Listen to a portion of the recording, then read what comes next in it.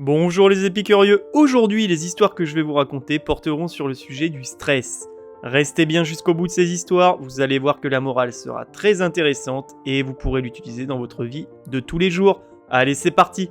Histoire numéro 1. L'histoire de Juliette et le stress. Il était une fois, dans la ville animée de Bordeaux, une jeune femme nommée Juliette. Juliette était étudiante brillante en dernière année de médecine, connue pour sa détermination et son travail acharné. Cependant, derrière son sourire aimable, Juliette cachait un secret lourd à porter. Elle était constamment stressée.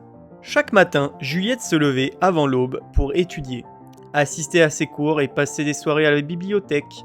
Elle se sentait submergée par la quantité de travail, les attentes de ses professeurs et la pression qu'elle se mettait elle-même pour exceller. Ses amis, Thomas et Marion, s'inquiétaient pour elle. « Juliette, tu dois te détendre, tu ne peux pas continuer à te stresser comme ça », lui disait Thomas. Un jour, après une énième nuit blanche passée à réviser pour un examen important, Juliette s'effondra en plein cours. Ses professeurs l'envoyèrent immédiatement chez le médecin et c'est là qu'elle rencontra le docteur Martin. Un médecin généraliste avec un air de bienveillance et de sagesse. Le docteur Martin écouta attentivement Juliette raconter son quotidien chargé et la pression qu'elle ressentait. Juliette, le stress peut avoir des effets dévastateurs sur la santé. Il est essentiel de trouver des moyens de le gérer avant qu'il ne te consomme entièrement, lui dit-il avec un sourire rassurant. Il proposa à Juliette plusieurs techniques pour gérer son stress.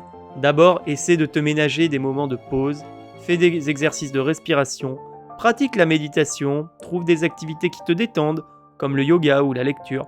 Il est également important de parler de ce que tu ressens avec tes proches. Juliette, bien que sceptique au début, décida de suivre les conseils du docteur Martin. Elle commença par intégrer des pauses régulières dans son emploi du temps. Elle découvrit que le yoga l'aidait à se détendre et à se recentrer. Elle se mit également à tenir un journal où elle écrivait ses pensées et ses émotions. Un soir, alors qu'elle écrivait dans son journal, Juliette réalisa quelque chose d'important. Elle avait toujours cru que le stress faisait partie intégrante de la réussite, mais elle comprenait maintenant que prendre soin de soi n'était pas un signe de faiblesse, mais de force. Elle partagea cette réflexion avec Thomas et Marion. « Je commence à comprendre que pour être performante, il faudra d'abord peut-être être bien dans sa peau et son esprit », leur confia-t-elle. Au fil des semaines, Juliette vit un changement notable. Ses crises d'angoisse diminuèrent et elle se sentait plus calme et plus concentrée. Lors de son examen final, elle se rendit compte qu'elle abordait les questions avec une clarté d'esprit qu'elle n'avait jamais eue auparavant.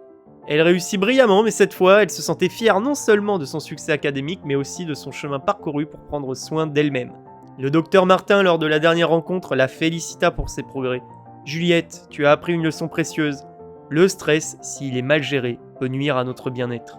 Mais en apprenant à l'apprivoiser, tu as trouvé un équilibre qui te permet de réussir sans te sacrifier. » La morale de cette histoire, c'est que le stress fait partie de la vie, surtout lorsque nous poursuivons nos rêves et nos ambitions.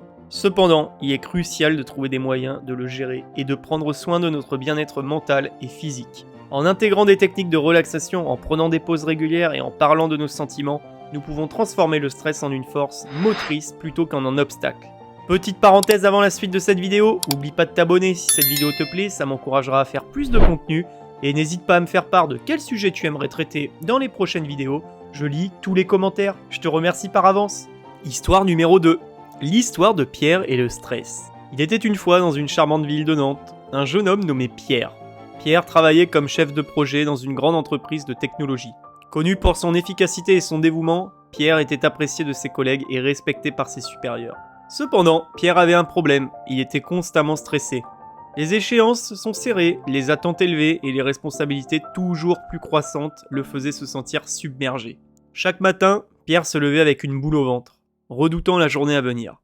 Il passait ses journées à courir de réunion en réunion, à jongler avec les tâches et à essayer de ne pas laisser tomber son équipe. Ses amis, Louis et Sophie, lui conseillaient souvent de ralentir. « Pierre, tu dois apprendre à déléguer. Tu ne peux pas tout faire tout seul, » disait Louis.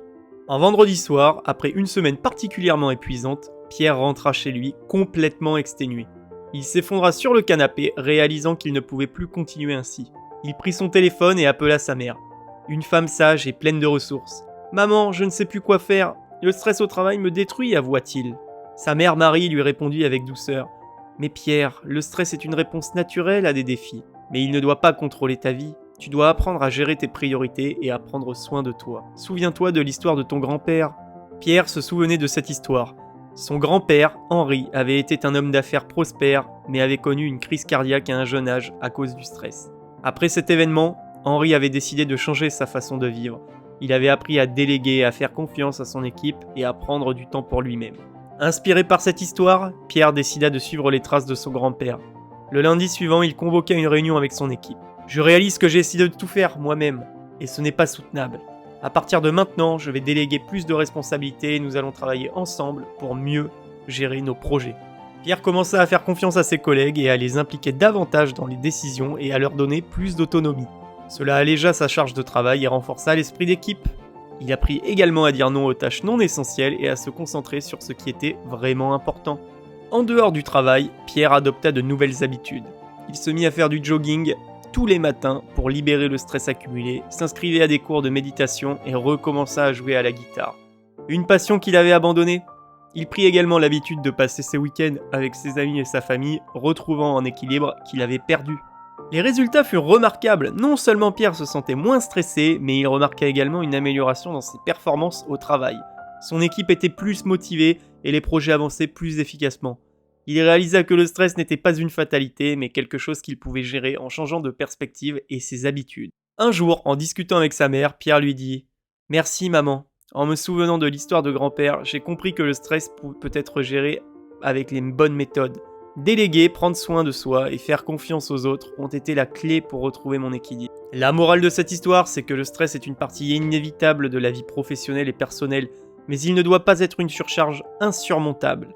Apprendre à déléguer et à fixer les priorités et à faire confiance à son équipe peut alléger le fardeau. Prendre soin de soi et trouver un équilibre entre travail et vie personnelle sont essentiels pour gérer le stress de manière efficace. En réfléchissant à ces histoires, interrogeons-nous. Comment gérons-nous notre propre stress ?